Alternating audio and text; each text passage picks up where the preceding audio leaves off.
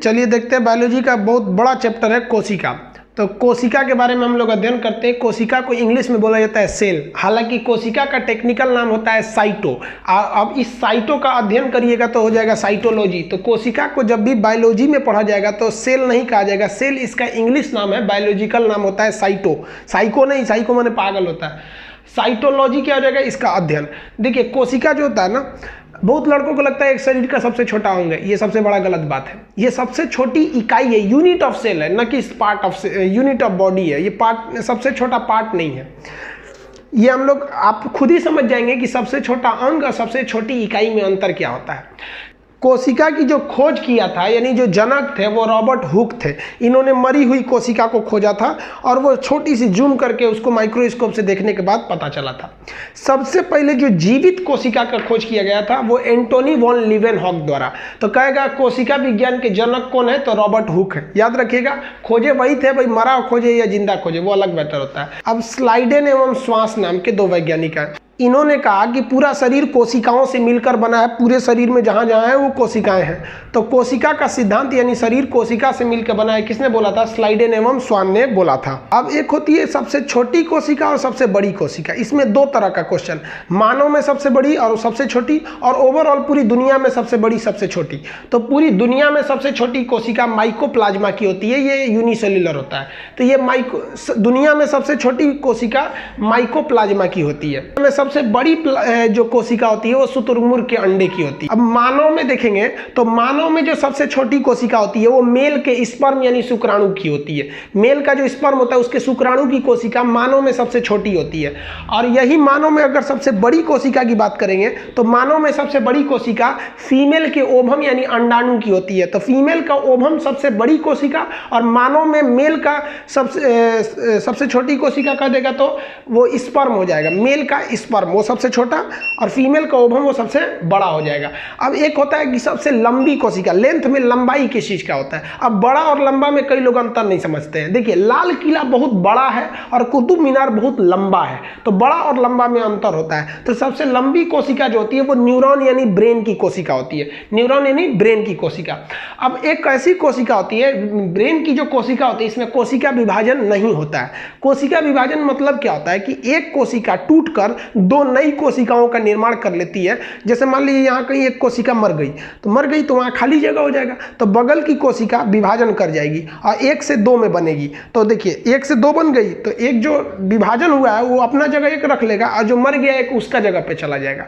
तो क्षतिपूर्ति हो सकती है। जो ब्रेन की कोशिकाएं होती है ना, न्यूरॉन सेल, इसमें कोशिका विभाजन होता ही नहीं है। इसलिए अगर आपके ब्रेन के अंदर चोट लग गया ना तो वो ठीक नहीं होने वाला है। यहाँ मारिए तो ऊपर ठीक है चलेगा, और तेज मार दीजिए फूट जाएगा, चमड़ा खून निकलेगा सही है, और हड़ाहे मार दीजिए हड्डी फूट जाएगा ठीक है, और अगर हुमच दिए ना तो चला गया वो ब्रेन के अंदर, अब वो ठीक नहीं होने वाला है। इसलिए पुलिस ना आपको कहती है कि बबुआ तू हेलमेट पहन, क्योंकि इसमें कोशिका विभाजन सेल डिवीजन नहीं होता है। एक बार लगा ना तो हमेशा के लिए डिलीट हो जाओगे, रिसाइकिल बिन में भी नहीं मिलोगे।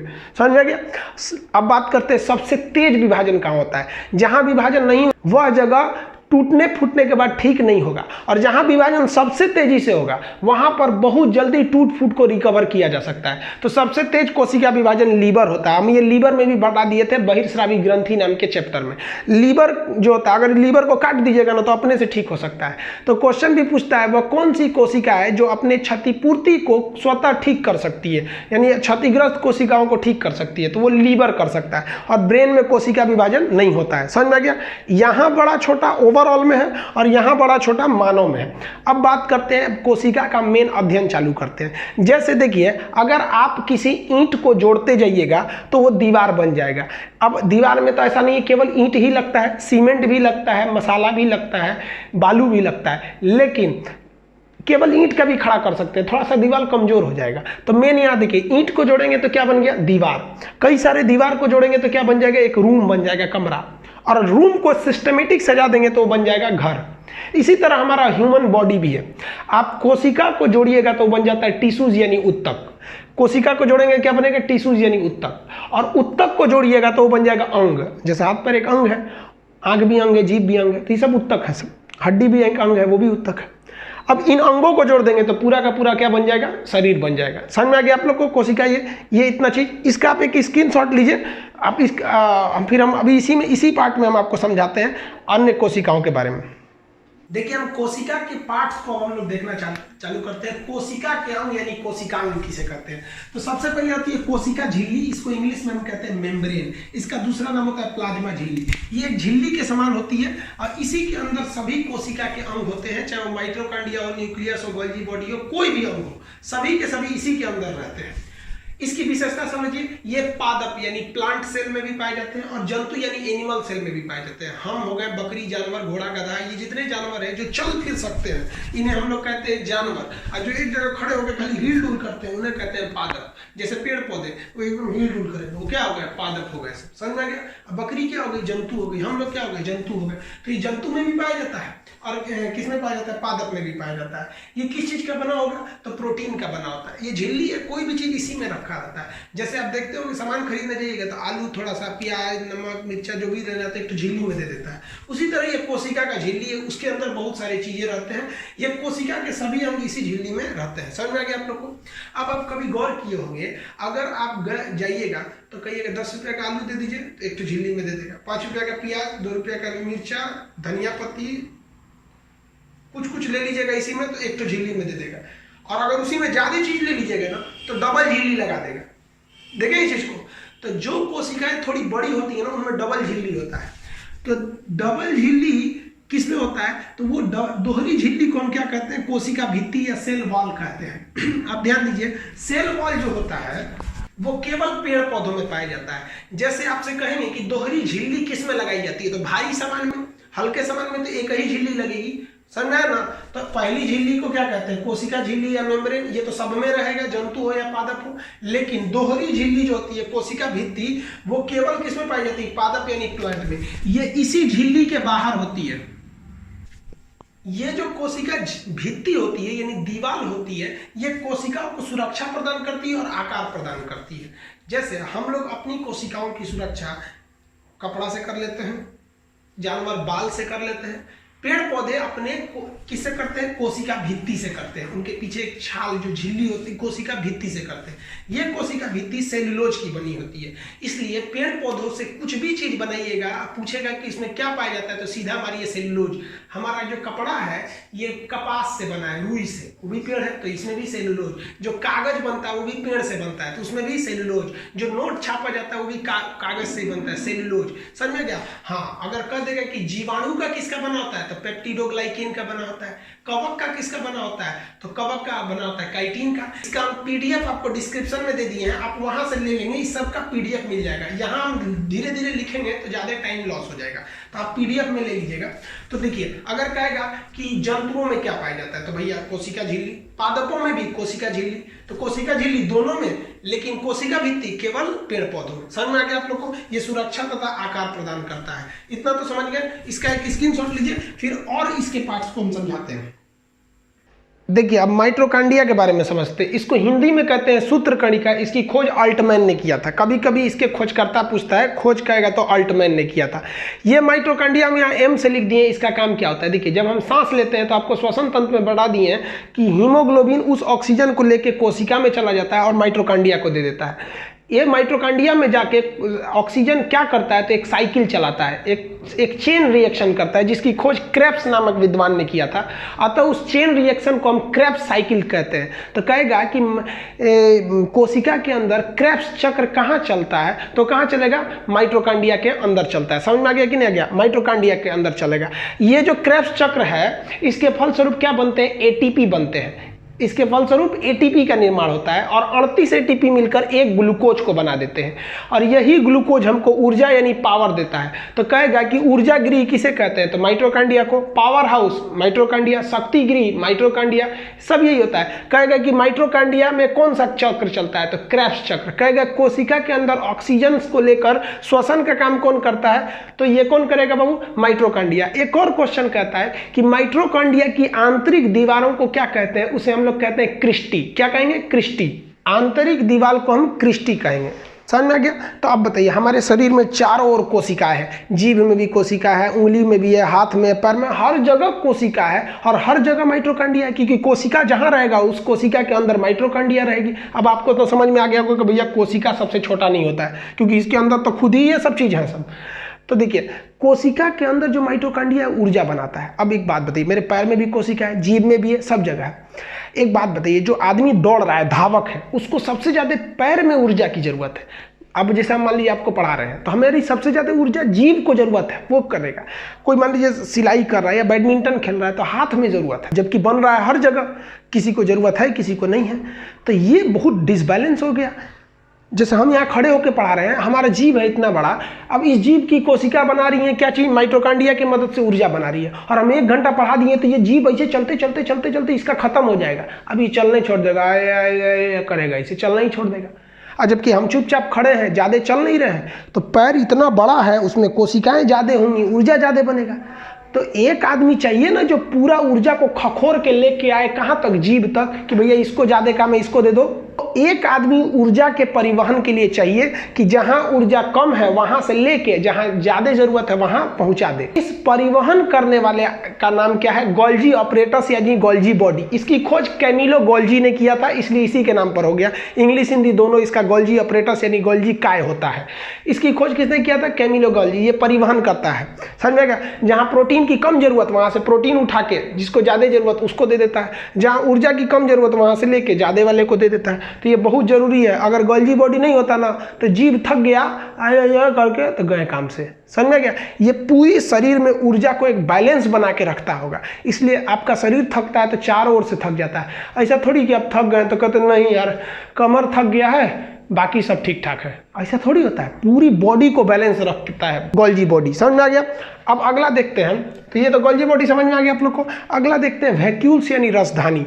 हमारे शरीर में 65% जो है ना वो 65% पानी है। अब आप कहिएगा 65% पानी है, यानी अगर कोई 100 kg का आदमी है 1 कुंटल का, तो उसमें 65 किलो पानी है। सोच रहा उसके पेट में इतना पानी कैसे गया, 65 लीटर। देखिए पेट में नहीं है पनिया, पेट में तो 1 के 2 लीटर जो पीते हैं, सारा का सारा पानी कोशिका के अंदर भरा हुआ है। कोशिका के अंदर पूरा का पूरा पानी भरा हुआ है। और यह पानी कहाँ रहता है, वैक्यूल्स में रहता है, यानी रसधानी में रहता है। हम लोग जो जंतु में आते हैं, एनिमल सेल में, हम लोग का वैक्यूल्स छोटा होता है, और पेड़ पौधों का कोशिका के अंदर का वैक्यूल्स बहुत बड़ा होता है, ताकि पानी को वो स्टोर करके रख सके। समझ में आ रहा है कि नहीं आ रहा। शरीर में 65% जल होता है, जो कहाँ स्टोर करके रखा रहता है, वैक्यूल्स में। इतना समझ गए। आप इसका स्क्रीनशॉट लीजिए, फिर आगे समझाते हैं। देखिए अब तारक काय यानी सेंट्रोसोम क्या होता है, इसके बारे में याद रखिएगा। सेंट्रोसोम यानी तारक काय की खोज किसने किया, बोबरी नामक विद्वान ने किया था। इसका काम क्या होता है, कोशिका विभाजन। एक्चुअली आप लोग को क्या लगता है, कोशिका विभाजन मतलब कोशिका का टूट जाना, गलत बात है। कोशिका विभाजन का मतलब होता है एक कोशिका टूट कर 2 कोशिकाओं का निर्माण कर देना। तो इसका मतलब एक था टूट के 2 बन गया, तो वो तो पुनर्निर्माण हो गया और बढ़ गया। तो कोशिका विभाजन यानी पुनर्निर्माण का काम कौन करता है, सेंट्रोसोम। ये सेंट्रोसोम सबसे ज्यादा पाया जाता है लीवर में, इसीलिए लीवर की कोशिकाएं धड़ाधड़ अपना पुनर्निर्माण कर लेती हैं।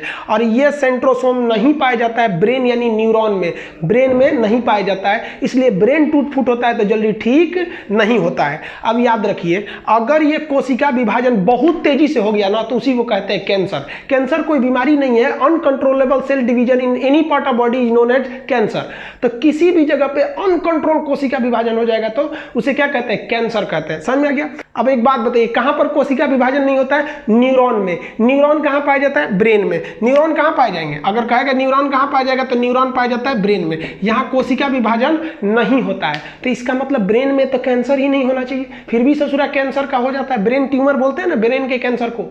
क्यों, तो देखिए जो ब्रेन होता है, इस ब्रेन में 90% न्यूरॉन पाए जाते हैं जिसमें कोशिका विभाजन नहीं होता है, लेकिन इसी ब्रेन में 10% गिलियल सेल पाया जाता है, और उस गिलियल सेल में ये सेंट्रोसोम उपस्थित रहता है। तो यही सेंट्रोसोम ब्रेन के 10% वाला भाग यानी गिलियल सेल को कंट्रोल के बाहर विभाजन कर देगा तो ब्रेन में भी क्या हो सकता है, कोशिका विभाजन तेजी से हो जाएगा, ब्रेन कैंसर हो जाता है। तो ब्रेन कहेगा किस चीज से बना है, तो 90% न्यूरॉन सेल और 10% गिलियल सेल। न्यूरॉन सेल में कैंसर नहीं होता है, लेकिन गिलियल सेल में कैंसर हो जाता है और पूरे ब्रेन को लेके चला जाता है। तो अब आई होप आप सेंट्रोसोम समझ में आ गया होगा। अब समझते हैं हम लोग अंतः प्रदत्त जालिका यानी एंडोप्लाज्मिक रेटिकुलम, शॉर्टकट में इसे ER कहते हैं। शॉर्टकट में क्या कहते हैं, ER।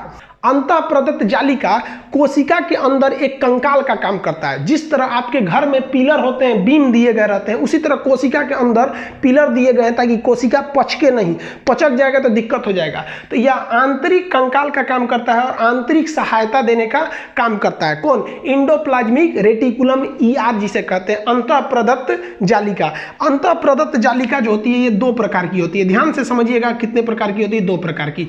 इसी का 2 पार्ट होता है, प्रकार नहीं होता है। एक हिस्सा खुरदुरा होता है और एक हिस्सा एकदम प्लेन होता है। तो जो प्लेन होता है उसे कहते हैं स्मूथ ER। ER मतलब एंडोप्लाज्मिक रेटिकुलम। तो ये पूरा एंडोप्लाज्मिक रेटिकुलम है। जहां प्लेन है, एकदम चिकना है, तो उसे क्या कहते हैं, स्मूथ। अब ये स्मूथ वाला क्या बनाता है, तो वसा बनाता है। वसा मतलब चर्बी, एकदम तेल, चर्बी। तो चर्बी एकदम स्मूथ रहता है कि नहीं, चिकना रहता है। तो स्मूथ वाला क्या बनाएगा, वसा बनाता है। समझ में आ गया। स्मूथ एंडोप्लाज्मिक, यहाँ लिख दिए हैं smooth endoplasmic reticulum, smooth ER क्या बनाता है, वसा। अब देखिए जनरली कहा जाता है कि जो रफ एंडोप्लाज्मिक रेटिकुलम है, यह रफ एंडोप्लाज्मिक रेटिकुलम प्रोटीन बनाता है। रफ एंडोप्लाज्मिक रेटिकुलम प्रोटीन का निर्माण करता है। यह बात सही है, लेकिन आधा सही है। देखिए रफ वाला खुरदुरा हुआ क्यों, रफ हुआ क्यों, क्योंकि इसके ऊपर छोटे छोटे धब्बे पाए गए थे जिन्हें हम कहते हैं राइबोसोम। क्या कहते हैं, राइबोसोम। और यही राइबोसोम प्रोटीन बनाते हैं। चूंकि यह राइबोसोम इस रफ वाले की ओर है, इसलिए हम ये कहते हैं कि प्रोटीन का निर्माण रफ साइड से होता है। लेकिन रफ वाला करता नहीं है, रफ साइड से प्रोटीन का निर्माण होता है, लेकिन रफ साइड में प्रोटीन का निर्माण राइबोसोम करता है। समझ आ गया आप लोग को राइबोसोम का काम क्या होता है। अब हम राइबोसोम के बारे में समझते हैं कि 70S 80S क्या होता है। इसका एक स्क्रीनशॉट लीजिए, हालांकि आपको डिस्क्रिप्शन में इसका PDF भी है, आप वहाँ PDF ले लीजिएगा। देखिए अब राइबोसोम के बारे में समझते हैं। राइबोसोम का नामकरण वगैरह के बारे में रॉबिन्सन का भी नाम आता है, हालांकि इसके खोजकर्ता पैलाडे थे। राइबोसोम का काम क्या होता है, यह राइबोसोम आप बता देंगे आपको एंडोप्लाज्मिक रेटिकुलम के रफ वाले पार्ट पे पाया जाता है और यह प्रोटीन का निर्माण करता है। राइबोसोम यह राइबोसोम एंडोप्लाज्मिक रेटिकुलम पे ही पाया जाता है और रफ साइड में, और प्रोटीन का निर्माण करता है, जिस कारण इसको हम प्रोटीन की फैक्ट्री कहते हैं। समझ में आ गया, प्रोटीन की फैक्ट्री कहते हैं। आप माइटोकॉन्ड्रिया समझ गए, गोल्गी बॉडी समझा दिए आपको, वैक्यूल समझा दिए, सेंट्रोसोम समझा दिए, ER समझा दिए, राइबोसोम। देखिए राइबोसोम को 2 भाग में बांटते हैं according to sedimentation coefficient. Sedimentation coefficient का मतलब एक तरह से कहिए कि आकार को बताता है, कौन बड़ा है कौन छोटा है। और सेडिमेंटेशन कोफिशिएंट के आधार पर हम आकार का निर्धारण देखकर साइज के हिसाब से नहीं करते, बल्कि एक लिक्विड यानी एक फ्लूइड में 2 चीजों को डाल देते हैं। जो पहले नीचे गिर गया हम ये मान लेते हैं कि वो बड़ा है सेडिमेंटेशन कोफिशिएंट के आधार पर। आई होप आप समझे होंगे कि सेडिमेंटेशन कोफिशिएंट किसका ज्यादा है। अगर साइज में बड़ा है तो वो सेडिमेंटेशन कोफिशिएंट के हिसाब से नहीं बड़ा है, जल में डालने पर या द्रव में डालने पर कौन जल्दी नीचे गया, सेडिमेंटेशन कोफिशिएंट के हिसाब से वो बड़ा है। तो सेडिमेंटेशन कोफिशिएंट के हिसाब से राइबोसोम 2 प्रकार का होता है। एक होता है 70S, S यहां सेडिमेंटेशन कोफिशिएंट को दर्शाता है, और एक होता है 80S। अब आप बताइए बड़ा कौन होगा, 80S वाला। 70S वाला छोटा होता है, 80S वाला बड़ा होता है। ये छोटा वाला प्रोकैरियोटिक में पाया जाता है और बड़ा वाला यूकैरियोटिक में पाया जाता है। एक्चुअली कोशिका चैप्टर बहुत बड़ा है और एक ही पार्ट में हम हर टाइप को नहीं पढ़ पाएंगे। हम इसके सेकेंड पार्ट में आपको अंतर समझा देंगे प्रोकैरियोटिक और यूकैरियोटिक। समझ में आ गया। आप बस इतना समझिए, जिन्हें आप बिना माइक्रोस्कोप से देख सकते हैं वो यूकैरियोटिक होते हैं। एक जनरल सा यही धारणा समझ जाइए, और जिनको देखने के लिए आपको माइक्रोस्कोप लगाना पड़ गया वो प्रोकैरियोटिक में चले आते हैं। आप ये जनरली समझिए इस पार्ट में। सेकेंड पार्ट में हम आपको एकदम डिटेल से समझाएंगे कि प्रोकैरियोटिक क्या है और यूकैरियोटिक क्या है। तो बताइए प्रोटीन फैक्ट्री किसे कहेंगे, राइबोसोम। कितने प्रकार का, 2, 70S छोटा, 80S बड़ा। खोजकर्ता पैलाडेनेट किए थे। समझ में आया? अब अगला समझते हैं हम केंद्रक यानी न्यूक्लियस। केंद्रक या न्यूक्लियस क्या होता है? यह कोशिका का एक बहुत बड़ा अंग होता है और पूरे कोशिका को कंट्रोल करके यही रखता है। सबको कहता है रे सही से काम कर, माइटोकॉन्ड्रिया ऊर्जा बनाओ, गोल्गी बॉडी चल इधर उधर सामान ढो, वैक्यूल्स पानी रखो, सेंट्रोसोम विभाजन करो, राइबोसोम प्रोटीन बनाओ, सबको समझाता है सब ठीक ठाक से। कौन? न्यूक्लियस। न्यूक्लियस जो होता है इसकी खोज सबसे पहले रॉबर्ट ब्राउन ने किया था। न्यूक्लियस की खोज किसने किया? रॉबर्ट ब्राउन ने किया। इसे हम लोग कोशिका का ब्रेन कहते हैं, ब्रेन ऑफ सेल, और इसे कंट्रोलर भी कहते हैं। इसके अंदर क्रोमोसोम पाया जाता है, क्रोमोसोम के अंदर डीएनए आरएनए और जीन वगैरह पाए जाते हैं। इसका चैप्टर अलग होता है, डीएनए और आरएनए का, वो चैप्टर अलग आएगा, उसमें हम समझाएंगे। समझ में गया? अब कहेगा केंद्रक के अंदर क्या क्या पाए जाते हैं, तो देखिए प्रोटीन 80% पाया जाता है और डीएनए 10% और बाकी 10% में अन्य तत्व रहते हैं। तो प्रोटीन कितना परसेंट रहेगा? 80% और डीएनए 10%।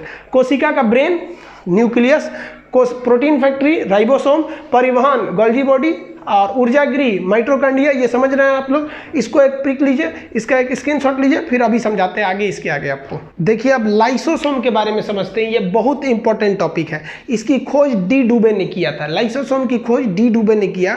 इसके अंदर एक बहुत ही शक्तिशाली पावरफुल हाइड्रोलाइटिक एंजाइम यानी जल अपघटक एंजाइम पाया जाता है, जो किसी भी कोशिका के अंग पर पड़ गया ना तो उसको जला के खत्म कर देगा, यानी पचा के रख देगा उसको। अब जैसे मान लिया ये लाइसोसोम है। लाइसोसोम का काम क्या है? इसके अंदर जल अपघटक एंजाइम पाए जाते हैं। ये क्या करता है? कोशिका के अंदर सफाई का भी काम करता है। कैसे? कि मान लिया कि माइटोकॉन्ड्रिया काम नहीं कर रहा, अच्छा से काम नहीं करेगा ना, तो बुलाएगा माइटोकॉन्ड्रिया को, रे इधर आ रे, तेरा काम क्या है? ऊर्जा बनाना ना, काहे नहीं बना रहा है? कहेगा कि मन नहीं है। तो लाइसोसोम ना माइटोकॉन्ड्रिया को पकड़ेगा, कहेगा मन नहीं है, और उसके अंदर क्या छोड़ देगा? जल अपघटक एंजाइम, और वह माइटोकॉन्ड्रिया मर के खत्म हो जाएगा, खत्म कर देगा उसको। एंजाइम छोड़ेगा, वो खत्म हो जाएंगे जल के वहाँ पे, मतलब पिघल जाएंगे एकदम खत्म। इसलिए इसको कोशिका के अंदर का एकदम पाचक तंत्र कहते हैं। अगर आप काम नहीं कीजिएगा तो गला के रख देगा।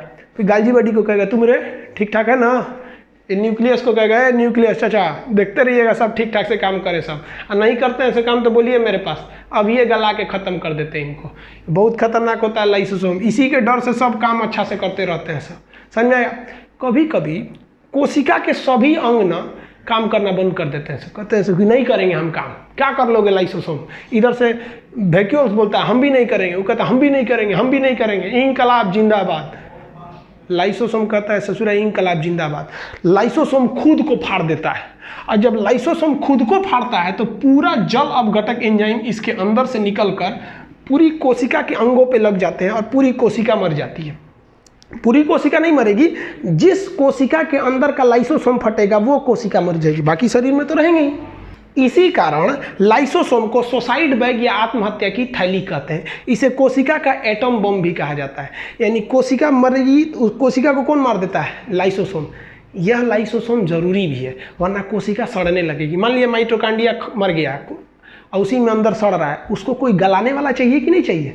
तो ये लाइसोसोम गला देता है। अगर लाइसोसोम नहीं रहेगा ना तो वहाँ वही चीज़ पड़ के सड़ा हुआ रहेगा। ये जो हमारा ब्लड होता है, ब्लड का आरबीसी में लाइसोसोम नहीं पाया जाता है। और आपको पता है कि आरबीसी का जीवन काल 120 दिन होता है। 120 दिन बाद वो रक्त मर जाता है। अब ये ब्लड मर गया है तो शरीर में घूमेगा, सड़ेगा, और लाइसोसोम तो है नहीं जो उसको ख़त्म करे, इसलिए वो एस्पिलीन में जाता है। प्लीहा या तिल्ली कहते हैं, इस साइड में होता है, इसे ब्लड बैंक भी कहते हैं एस्पिलीन को, और एस्पिलीन में जाके मर जाता है। इसीलिए एस्पिलीन यानी प्लीहा यानी तिल्ली को, एस्पिलीन प्लीहा यानी तिल्ली को हम आरबीसी का कब्र कहते हैं। समझ में आया? वो वहाँ जाके क्यों मरता है? क्योंकि उसके पास लाइसोसोम नहीं है। बाकी जो मरते हैं अपने पास वहीं सड़ के मरे रह जाते हैं कोशिका। यहाँ का कोई कोशिका मरा, जैसे मान लीजिए हम यहाँ पे ऐसे मारे तो यहाँ 4-5 कोशिकाएं मर गई, अब लाइसोसोम उसको गला देगा। समझ में आया? किसी को कोई दिक्कत नहीं। कभी कभी क्या होता है ना, अचानक हचाक से चोट लग जाता है। कभी आप दरवाज़ा खोलिएगा उंगलियाँ चिपा जाएगा। चाहे पुलिस क्या करेगी ना, लॉकडाउन में मार रही है, एकदम भयानक भड़ाक भड़ाक मार रही है लाठी से, तो क्या होता है ना कि जब लाठी से मारता है ना तो ससुरा लाइसोसोम में मर जाता है। कहता है दूर ससुरा हमरे मार दिया, लाइसोसोम में मर जाता है। तो इतना दूर का लाइसोसोम में मर गया, कोशिका भी मरी है सब, साथ साथ लाइसोसोम भी मर गया। अब आप बताइए, यहाँ पे तो सब मर गए, सफाई करने की जिम्मेदारी थी, लाश उठाने की जिम्मेदारी थी लाइसोसोम को, वही मर गया। तो तो तब क्या होगा, यहाँ पूरा का पूरा मरी हुई कोशिका पड़ी रहेंगी। तो उसी को आदमी कहता है देखिए ना, मारा है पुलिस, पूरा करिया हो गया है, ओ हो। तो आदमी गर्म पानी से उसको सेकता है। गर्म पानी से सेकिएगा ना तो अगल बगल की कोशिकाओं के लाइसोसोम निकल के झाँकेंगे, से कौन चीज हो गई लो रे, काहे सेक रहा है, कहेगा ये दादा इतना मर गए हैं सब। तो सब तनी तनी छिड़क देगा सब अपना बगल में का। तो देखिएगा ना, एक हफ्ता में छिड़क के धीरे धीरे अपनी कोशिका को देख लेंगे सर, हमारे यहाँ कोई दिक्कत नहीं ना है, और उधर छिड़क के धीरे धीरे खत्म कर देंगे सर। तो काला दाग हट जाएगा। समझ में आ गया कि नहीं आ गया? तो लाइसोसोम को हम क्या कहते हैं, आत्महत्या की थैली। किसी को कोई दिक्कत नहीं है? अब बताइए, आरबीसी में लाइसोसोम नहीं पाया जाता है, ये समझ गए? तो ये इसका स्क्रीनशॉट लीजिए, फिर हम आपको जीव द्रव, कोशिका द्रव और केंद्रिका द्रव समझाते हैं। देखिए, अब हम समझते हैं जीव द्रव के बारे में। जीव द्रव का नामकरण पुरकिंजे नामक विद्वान ने किया था। किसने किया था? पुरकिंजे। ये जीव द्रव में 80% जल होता है और यह कलरलेस होता है।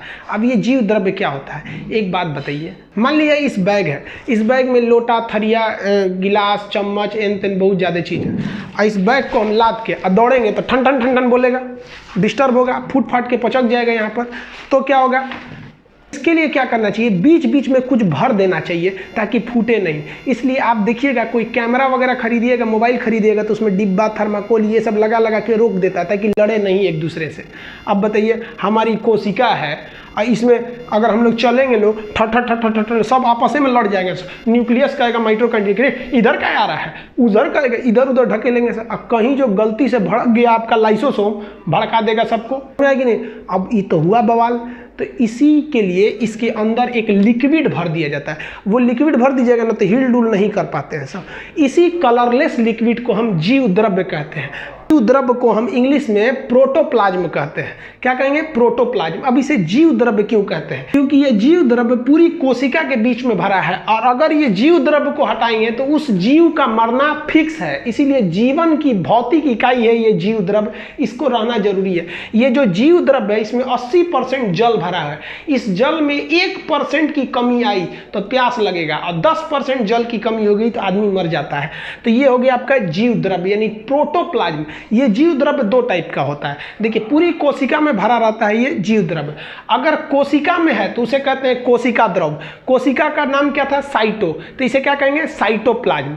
और अगर न्यूक्लियस में है तो इसे कहेंगे केंद्रिका द्रव। इंग्लिश में क्या कहेंगे? न्यूक्लियोप्लाज्म। यानी प्रोटोप्लाज्म यानी जीव द्रव्य दो भाग में। केंद्रक के अंदर है तो न्यूक्लियोप्लाज्म यानी केंद्रिका द्रव, और केंद्रक के बाहर पूरी कोशिका में है तो उसे कोशिका द्रव, इंग्लिश में क्या कहेंगे? साइटोप्लाज्म। और इन दोनों को मिला देंगे तो उसे क्या कहेंगे? प्रोटोप्लाज्म यानी जीव द्रव्य। आप समझ में आ गया आप लोग को कोशिका के अंग? कोशिका चैप्टर बाबू बहुत लंबा होता है, हम इस पार्ट में आपको इतना बता रहे हैं कोशिका के अंगों के बारे में। इसका डिस्क्रिप्शन में इसके जितने पीडीएफ हैं वो आपको अवेलेबल हैं। आप इसका स्क्रीनशॉट नहीं ले पाए हैं तो डिस्क्रिप्शन में जाकर पीडीएफ डाउनलोड कर लीजिए। नेक्स्ट पार्ट में हम आपको जंतु कोशिका, पादप कोशिका, यूकैरियोटिक, प्रोकैरियोटिक इत्यादि में अंतर बताएंगे। क्रोमोसोम वगैरह में हम समझाएंगे आपको प्लास्टिड क्या होता है, क्रोमोप्लास्ट, लीकोप्लास्ट, ये सब क्या होता है। इस वीडियो में इतना ही, आगे मिलेंगे नेक्स्ट पार्ट में कोशिका के।